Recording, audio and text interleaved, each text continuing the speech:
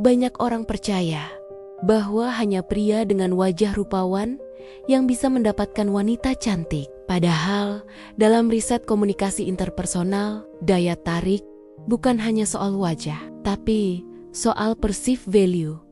Bagaimana seseorang membuat orang lain merasa ketika berada di dekatnya. Ada pria yang secara fisik biasa saja, bahkan mungkin dianggap kurang menarik, tetapi mampu membuat wanita cantik merasa nyaman, aman, dan terhubung secara emosional. Bukan karena dia licik, tapi karena dia memahami 3 pondasi penting: confidence yang stabil, bahasa tubuh yang tenang, dan regulasi emosi yang matang. Mari kita mulai dari yang pertama, confidence. Confidence bukan berarti keras, dominan, atau banyak bicara. Dalam penelitian psikologi sosial, kepercayaan diri yang paling menarik adalah yang disebut sebagai calm confidence, keyakinan diri yang tidak membutuhkan validasi eksternal. Pria yang terlalu berusaha mengesankan justru terlihat rapuh. Sebaliknya, pria yang berbicara dengan nada stabil, tidak terburu-buru menjelaskan diri,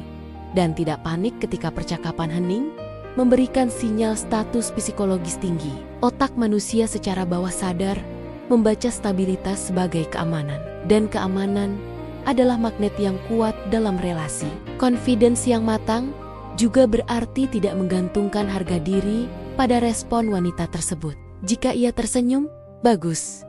Jika tidak, tetap stabil. Inilah yang disebut internal validation system.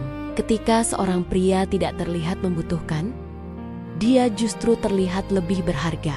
Dalam teori komunikasi interpersonal, ini berkaitan dengan konsep self-assured presence, kehadiran yang tidak memaksa, tetapi terasa solid. Lalu yang kedua, body language, bahasa tubuh, berbicara lebih keras daripada kata-kata.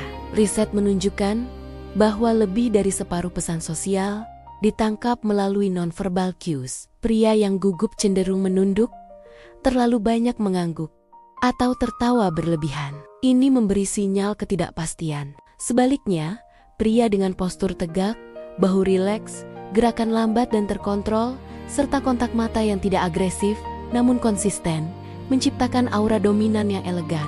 Kontak mata adalah senjata yang sering disalahgunakan. Terlalu lama menatap bisa terasa mengintimidasi.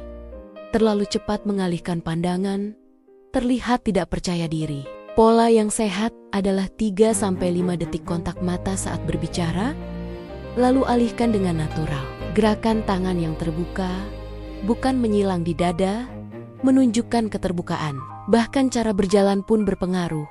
Langkah yang mantap dan ritmis menciptakan persepsi kestabilan emosional. Yang ketiga, dan sering diabaikan, emotional regulation. Banyak pria gagal bukan karena wajah, tapi karena reaksi emosional mereka. Mudah tersinggung, mudah cemburu, mudah overthinking. Dalam psikologi, kemampuan mengatur emosi adalah indikator kematangan sosial. Wanita secara intuitif membaca ini sebagai kemampuan jangka panjang. Apakah pria ini bisa menghadapi konflik tanpa meledak? Apakah ia stabil ketika keadaan tidak berjalan sesuai harapan? Pria yang mampu tersenyum ketika ditolak dengan ringan, yang bisa menerima candaan tanpa defensif, yang tidak mengirim pesan berkali-kali ketika belum dibalas. Dia menunjukkan kontrol diri. Kontrol diri menciptakan rasa hormat, dan rasa hormat adalah fondasi ketertarikan yang tahan lama. Sekarang, bagaimana semua ini diterapkan dalam dunia dating modern? Di era digital, banyak pria menjadi terlalu agresif, spam chat, terlalu cepat menyatakan perasaan, atau terlalu sering meminta kepastian. Ironisnya, agresivitas ini menurunkan daya tarik karena memicu psychological reactance, kecenderungan alami manusia untuk menjauh ketika merasa kebebasannya terancam.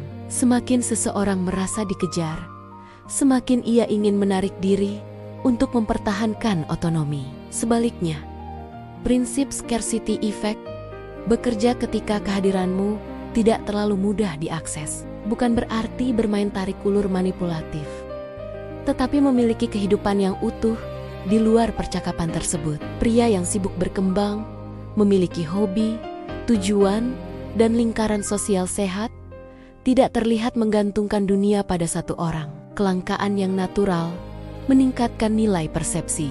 Jadi cara gila yang sebenarnya bukanlah trik murahan. Cara gilanya adalah berhenti mencoba menjadi orang lain. Cara gilanya adalah berani memperbaiki kualitas diri sampai aura itu muncul dengan sendirinya. Wajah mungkin membuka pintu, tetapi kepribadianlah yang membuat orang ingin tinggal. Bayangkan, seorang pria biasa memasuki ruangan. Dia tidak paling tampan, tidak paling kaya, tapi dia berdiri tegak. Dia tidak memindai ruangan dengan gelisah.